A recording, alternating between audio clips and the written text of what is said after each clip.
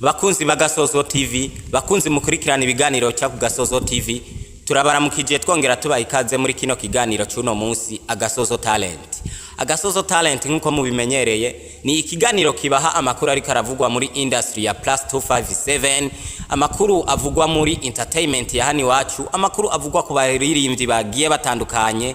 Vyose ni hano muri kino kiganiro Agasozo Talent muriko murashikirizwa na jewe nyene Babu Degleni Nzima nkuko mubimenyereye.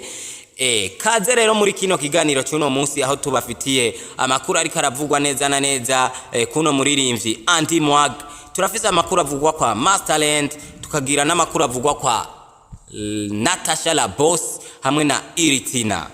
Reka amakuru yacu tuyahere kwa Andy Mwag, aho bigaragara ko Andy Mwag agiye gushira ahabona album yiwe nshasha yitwa Champion. Ni Champion izobigizwe n'indirimbo zishika kuri 10. Bigaragara ko ari indirimbo ziryoshe, harimo n'indirimbo zimaze gusohoka. Turabona indirimbo mvugisha, karadunda, kukadirisha, n'indirimbo nyinshi zigera kuri 10 zizoba ziri muri iyo album. Ni album izoba lance neza na neza hariya kuri EFB. Bikagaragara ko azoba ari ku itariki 12 za kuno kwezi kwa 11 igihe cy'isaha 12 z'umugoroba. Igiteramo cyo kulanshinga iyo album kikazoba gitanguye.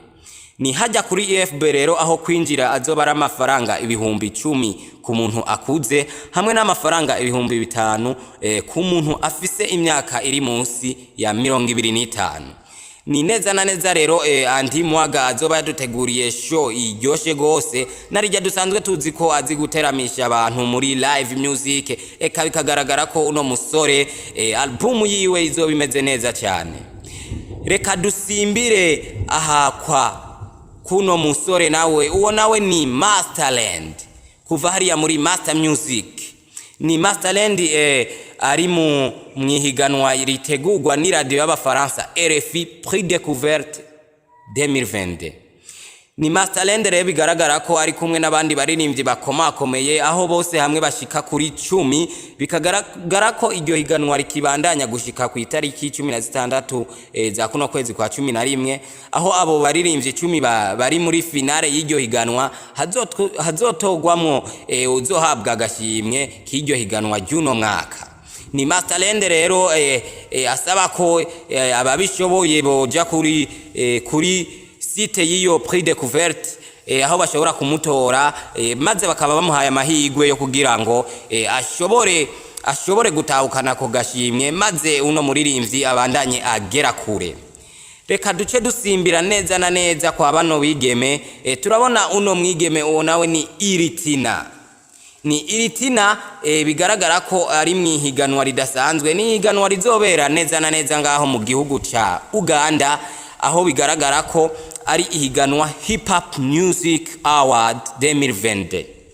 Ni higanwa ririmo abaririmbyi benshi, abaririmbyi bibihangange bagiye batandukanye ba hano mu karere, aho bigaragara ko igihugu cyacu cyaserukiwe n'abaririmbyi kazi bagera kuri 2. Aha ndavuga uno Iritina nyene yashoboye guserukira igihugu cyacu mw'iryo higanwa. Abici indirimbo yiwe yashoboye gushiramo akaba ari indirimbo Bindekele. Undi muririmbyi kazi yashoboye kwitabira iryo higanwa wa hano iwacu nuno muririmbyi kazi tuzi nka Natasha La Boss, aho bigaragara ko yashoboye kuja mu iryo higanwa n'indirimbo yiwe La Moto.